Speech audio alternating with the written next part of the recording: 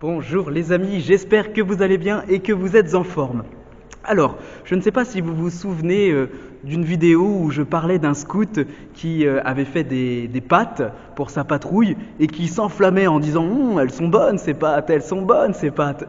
Voilà, donc je vous racontais cette histoire et vraisemblablement ce scout en a été un peu vexé parce que chaque fois que je parle d'un plat que j'ai préparé, il m'envoie un message pour me dire ça va, calme-toi, ce n'est que un parmentier de canard.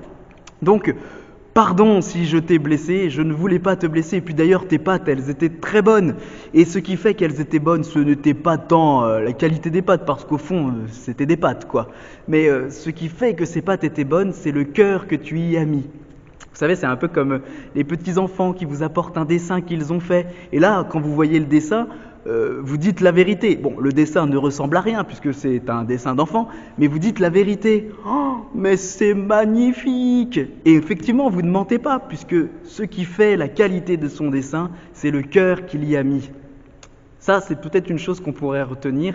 La grandeur des choses se situe non pas tant forcément dans le résultat, mais dans le cœur et l'amour qu'on y met. Alors aujourd'hui, dans l'Évangile, Jésus va dire une phrase qui donne à penser. Il va dire, c'est toujours la suite du discours avec les Juifs après la multiplication des pains, et il va leur dire, voilà, vos pères dans le désert ont mangé la manne et ils sont morts. Mais le pain que je veux donner, ce pain descendu du ciel, celui qui le mange vivra éternellement. Et donc là, on se dit, mais qu'est-ce qu'il est en train de dire, Jésus? Ça veut dire que si on communie à l'Eucharistie, on ne mourra jamais. Non, c'est pas possible cette interprétation. D'ailleurs, on le voit bien. On continue à communier et on continue à mourir. Alors, qu'est-ce que ça veut dire? Eh bien, ça veut dire tout simplement ce que j'essaye d'illustrer depuis plusieurs vidéos, que Jésus est en train de nous rendre attentifs à une autre vie qui commence déjà dès maintenant dans cette vie terrestre, mais une autre vie. Notre vie ne s'arrête pas à la vie biologique. Vous savez, quand Saint Étienne, au moment de mourir, quand il est lapidé, qu'il se met à genoux, qu'il lève les yeux au ciel et qui dit « Je contemple les cieux ouverts et je vois le Fils de l'homme debout dans la gloire de Dieu », il témoigne de cette vie. Quand dans un même style, assez similaire, Dominique Savio, alors que tout le monde pleure autour de son lit, qu'il est en train de mourir d'une maladie pulmonaire et qu'il lève les yeux au ciel et le visage tout illuminé de joie et s'écrie « Oh papa, que c'est beau, que c'est beau !» Il témoigne de cette vie.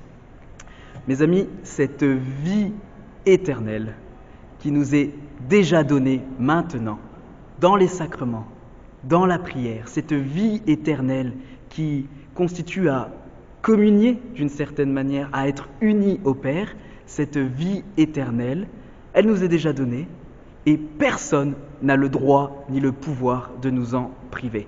Personne n'a le droit ni le pouvoir de nous retirer cette vie que Dieu nous donne. Je vous conseille un beau livre qui s'appelle « Un moine en otage », qui est le témoignage d'un prêtre qui a été enlevé par Daesh.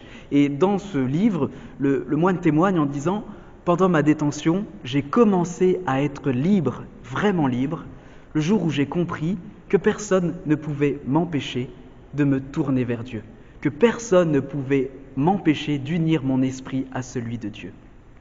Personne, même pas mes détenteurs.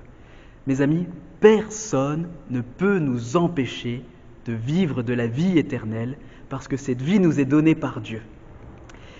Aujourd'hui, j'ai tourné la vidéo dans cette chapelle de la Vierge Marie, cette belle statue qui veille sur nous, précisément parce que nous allons progressivement entrer dans le mois de Marie. Eh bien, demandons-lui de prier pour nous. Demandons-lui qu'elle nous aide à rester fidèles à son Fils. Demandons-lui qu'elle nous aide à accueillir cette vie éternelle que personne ne pourra nous ravir parce qu'elle nous est donnée par Dieu. Que Dieu vous bénisse les amis. À bientôt.